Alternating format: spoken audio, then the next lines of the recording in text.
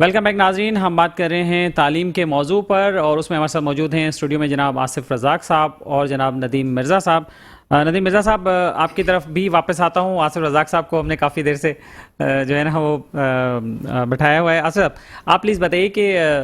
بچوں کے بستوں کے حوالے سے پہلے تو یہ بات ہو رہی ہے،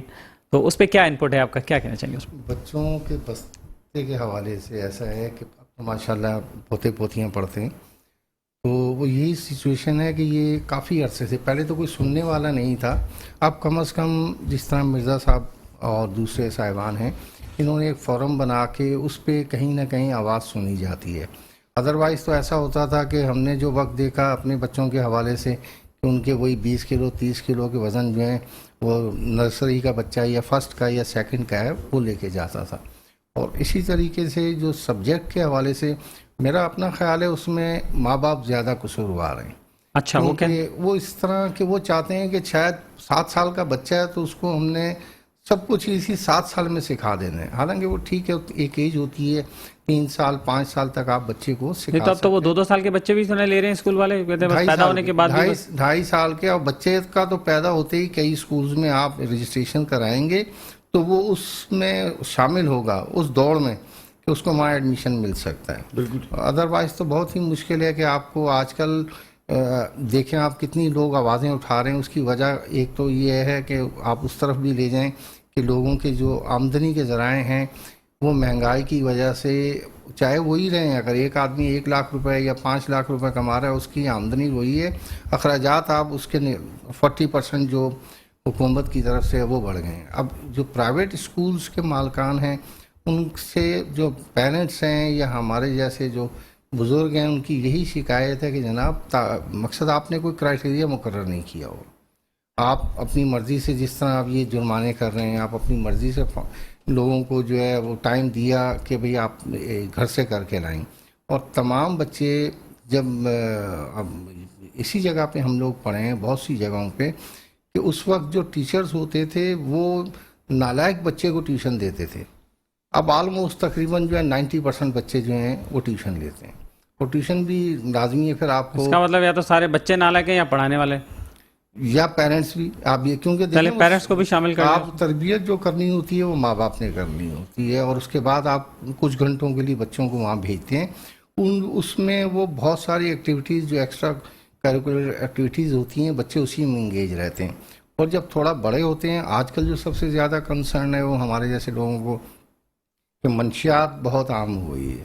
اب اس میں کوئی ایسا سلسلہ لوگوں کی طرف سے، حالانکہ نارکوٹک ANF جو ہے ان کے بہت سارے جو پروجیکٹ ہیں جس میں ان کو فیڈ بیک دیتے ہیں، پیرنٹ دیتے ہیں، اسٹوڈنٹ دیتے ہیں، لیکن وہ ناکافی ہے۔ اس میں اب آپ دیکھیں جو اچھے اسکول ہیں جن کے بڑے نام تھے اور ان کی جو گیدرنگز ہو رہی ہیں، پچھلے دنوں آپ نے ایک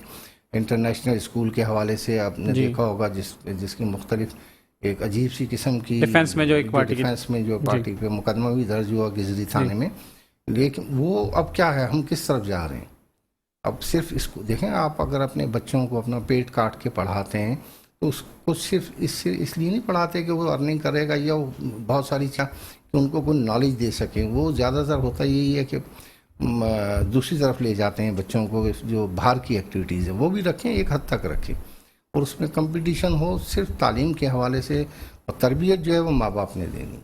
نہیں جناب ندیم مرزا صاحب، بات بیچ میں مجموعی طور پر وہ جو میں بات کر رہا تھا کہ ٹرالی بیگس پر انہوں نے پابندی لگا دی، ٹرالی بیگس پر پابندی لگا دی۔ جب پوچھا گیا کہ بھائی یہ ٹرالی بیگ جو ہے بچے کو وزن اٹھا کر، وہ اتنا بڑا گیٹ سے لے کر اسکول تک کافی فاصلہ ہے وہاں پر،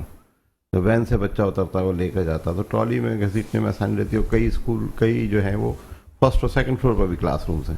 ان کا جی ٹرالی سے بچے آپس میں لڑتے ہیں، تو اس وجہ سے ہم نے ٹرالی بیگس پر پابندی لگا دی۔ اب یہ کوئی جواز دیکھیے ابھی، اور یہ باقاعدہ اتنا بڑا ادارہ، میں نام لے کے بتا رہا ہوں۔ اچھا، اب یہ جو بات آصف بھائی نے کی وہ بالکل درست ہے کہ ایکچولی ہوا یہ ہے کہ یہ جو آپ نے ہاتھ میں پوری دنیا دے دی ہے بچے کے، اس کی وجہ سے جو مجموعی رویہ ہے بچوں کا وہ تبدیل ہوا ہے، اور ہمیں جو اپنا تعلیمی سسٹم ہے اس کو جدید اس سے تقاضوں سے ہم کرنے کی ضرورت ہے، لیکن ہم یہ نہیں کر رہے۔ ہم نے پیسے بچانے کے چکر میں ایک اسکول ہے، بڑا مشہور اسکول سسٹم ہے، 37-38 ان کے اسکولز ہیں، انہوں نے 8,000 روپے کی 70 ٹیچرز رکھ لیں، اب 8,000 روپے کی ٹیچر بیچاری کیا پڑھائے گی اور اس کی خود کی ایجوکیشن کیا ہوگی. اور موسٹلی یہ ہے کہ جو بات کہہ رہے ہیں کہ ہوم ورک کیوں دیا جاتا ہے, وہ اس وجہ سے دیا جاتا ہے کہ جس سبجیکٹ کی ٹیچر اویلیبل نہیں ہوتی, اور بڑی ذمہ داری سے کہہ رہا ہوں کہ 90% اسکولوں میں سبجیکٹ اسپیشلسٹ موجود نہیں ہیں نجی اسکولوں میں. اب یہ والدین کی وہاں پر وہ اسپرٹ میں وہ کہتے ہیں کہ جی اسپورٹس پیریڈ ہو گیا یا پی ٹی ہو گیا یا یہ ہو گیا یہ ہو گیا, تائیکوانڈو سکھائی جا رہی ہے, اسکیٹنگ کرائی جا رہی ہے, فلاں چیز کرائی جا رہی ہے, یہ وہ ان تمام پیریڈس میں جس پیریڈ میں پڑھانا نہیں ہے. اور جو کلاس ٹیچر ہے وہ ہوم ورک دے دیتی کہ بھائی میتھمیٹکس کے یہ کوشچن کر کے لے کر آئیے گا, فلاں فلاں کا یہ کوشچن کر کے لے کر آئیے. ایشو یہ ہے کہ والدین کو عقل کرنی چاہیے کہ ناموں کے پیچھے نہ بھاگیں, پرائیویٹ اسکولس کو اگنور کریں, ٹرائی کریں سرکاری اسکولوں کو بھی. اگر آپ نے بچے کو گھر میں ہی پڑھانا ہے اور اس کو ٹیوشن ہی دینی ہے اور ہوم اسکولنگ ہی کرنی ہے تو آپ ان کو پیسے کس چیز کے دے رہے ہیں. چلیں ندیم صاحب اس پہ ایک چیز اور میں انڈیکیٹ کروں گا, اس دفعہ جو ہے وہ 1 لاکھ بچوں نے 1 لاکھ بچوں نے جو فارم بھرے ہیں او لیولز کے, وہ اب سرکاری اسکولوں سے جو ہے وہ جو غیر رجسٹرڈ اسکول ہیں وہ فارم بھروا رہے ہیں. اچھا 9th اور میٹرک کے, اور غیر رجسٹرڈ اسکولوں کا فیشن اب ختم ہونا چاہیے. جی ہمارے